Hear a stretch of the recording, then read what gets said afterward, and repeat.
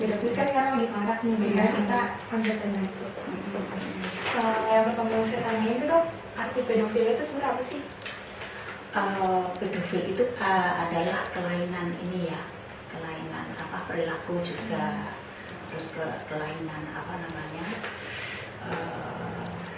seksual ya, kelainan seksual yang tidak kalau menurut taraf ini SDM itu nggak pada tempatnya, nggak normal, jadi nggak wajar begitu ya, sehingga ada kelainan perilaku yang membuat orang ini yaitu tadi tidak sesuai usianya, tidak sesuai perilakunya, tidak sesuai norma-norma yang ada di masyarakat. Jadi ini termasuk kalau menurut psikologi ini adalah kelainan perilaku, kelainan psikologis dalam taraf ini seksualitasnya. Kalau penyebab pedofilnya sendiri itu apa ya dok? Bermacam-macam. Jadi bermacam-macam, bisa saja karena dari dirinya sendiri, kedua adalah dari mungkin pola asuh ya, yang mungkin pada masa-masa kecil yang tidak kebutuhan psikologisnya itu kurang maksimal. Misalnya kalau anak kecil itu biasanya kan kebutuhan psikologisnya biasanya pola asuh yang tepat sesuai dengan usianya. Yang ini yang biasanya tidak didapat oleh orang-orang yang seperti ini. Tapi tidak seharusnya semua orang yang polanya itu pola asuhnya itu seperti itu terus kemudian mengakibatkan pedofilia, tidak. Jadi hanya ya sebagian orang atau mungkin orang yang ada kepekaan yang menjurus seperti itu. Kalau misalnya kalau di waktu kecil itu kayak dapat semacam pelecehan seksual juga dari orang tua atau dari orang lain, bisa nggak sih jadi menyebabkan dia nanti tumbuh jadi ada kayak punya trauma membekas? Bisa, karena perkembangan psikologis itu bisa dari bisa dari lingkungan. Jadi lingkungan yang pertama adalah lingkungan keluarga. Jadi pada waktu anak itu berkembang dengan untuk kematangan, untuk kepribadiannya, untuk penyesuaian dirinya, itu yang pertama adalah dari orang tua, lingkungan yang pertama. Jadi untuk pembentukan kepribadian kematangan adalah dari lingkungan yang pertama. Kemudian pada waktu dia sudah berkembang usianya, maka anak ini disesuaikan dengan usianya adalah sosialisasi. Nah, itu tadi fondasi pertama adalah dari keluarga. Nah, apalagi kalau fondasi itu tadi tidak didapatkan dari lingkungan yang kuat, yang tepat, maka anak ini di dalam menjajaki fase-fase yang berikutnya dia akan goyah gitu. Nggak ada pegangan, jadi bingung. Tidak ada pegangan. Terus kalau ciri-ciri orang pedofil itu yang kelihatan itu gimana?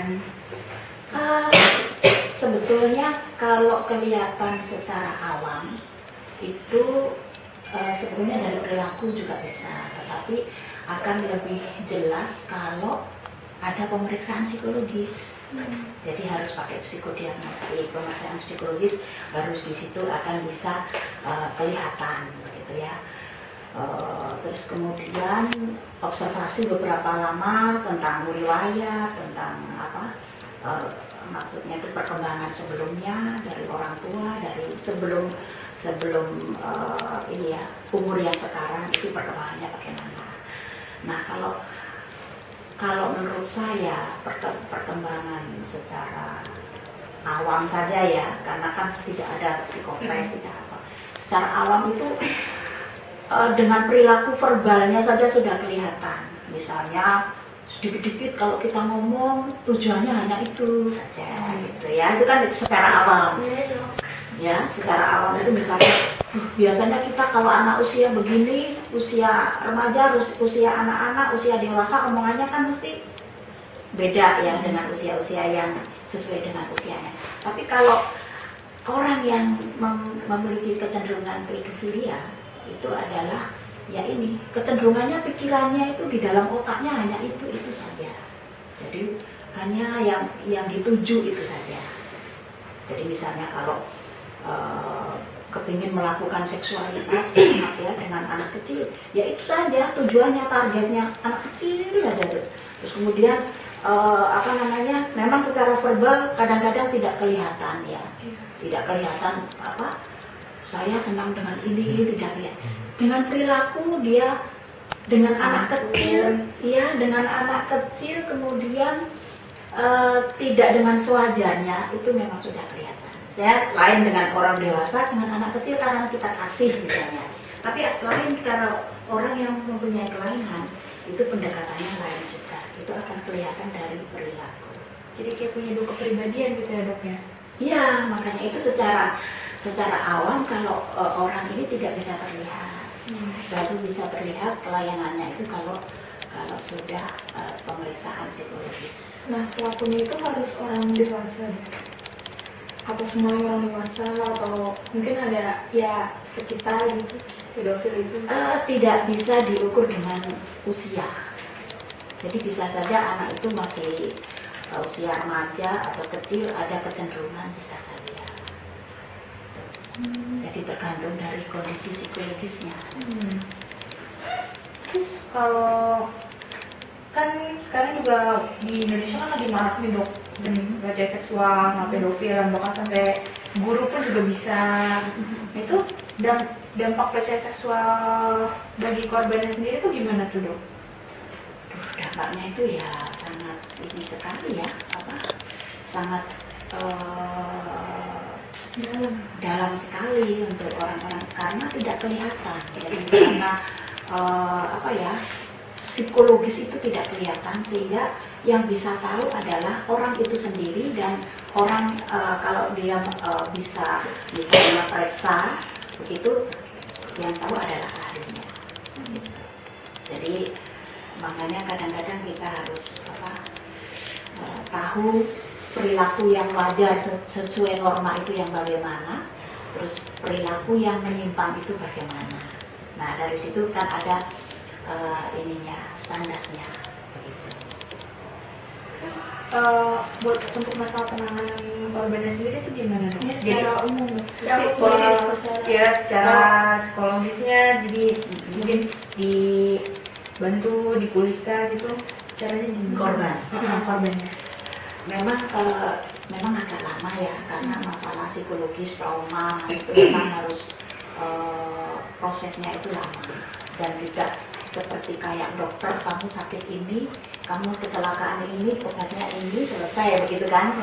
Mungkin 1 minggu, 2 minggu. Tapi kalau psikologis ini tergantung dari kondisi korban.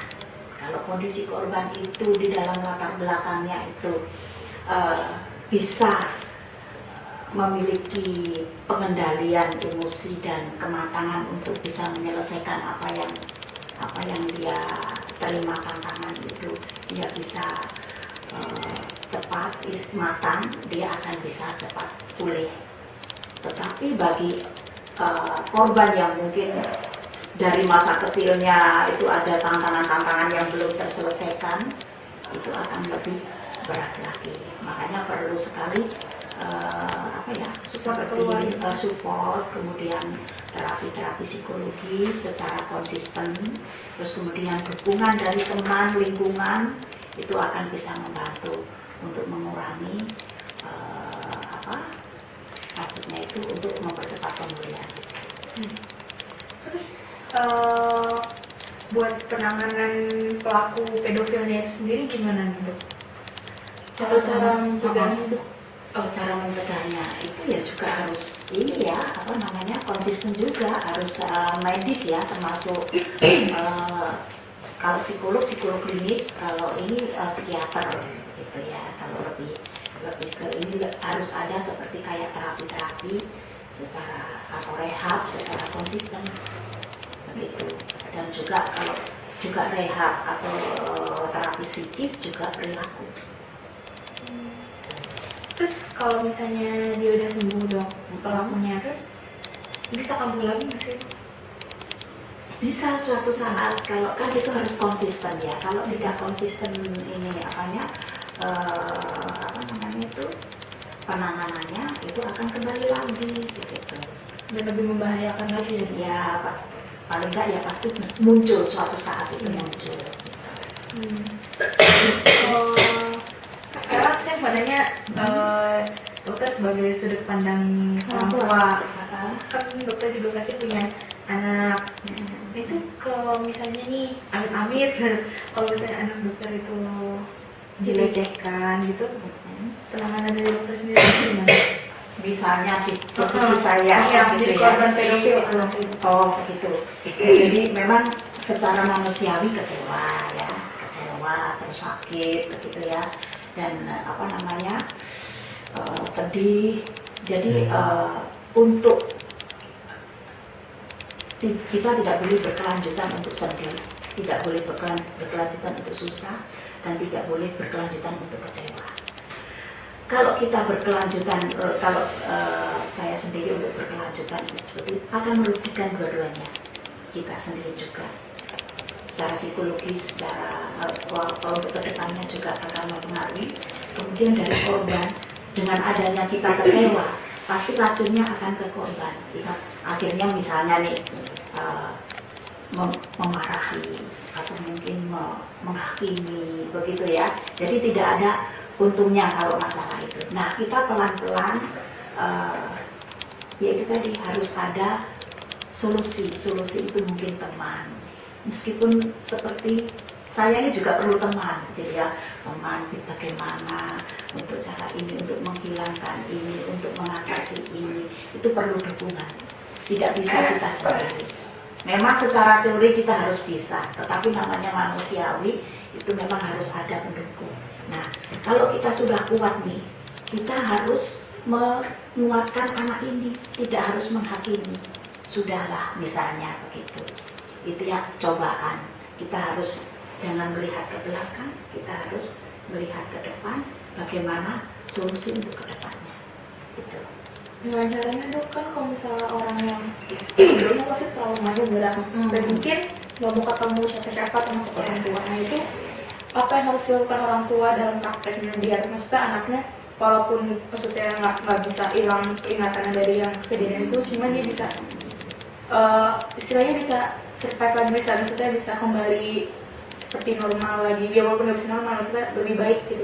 Ya, pertama adalah satu, kita empati pada anak itu.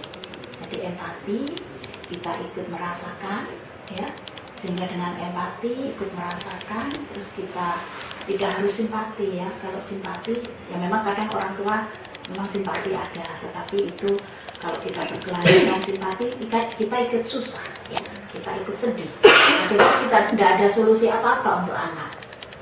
Nah, anak yang begini kan perlu pegangan juga, gitu. Dan membutuhkan orang tua yang kuat, gitu.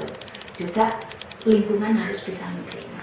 Nah dari situ anak ya, misalnya anak itu misalnya ya pelan-pelan proses sehingga yang bisa menyelesaikan trauma itu adalah diri sendiri.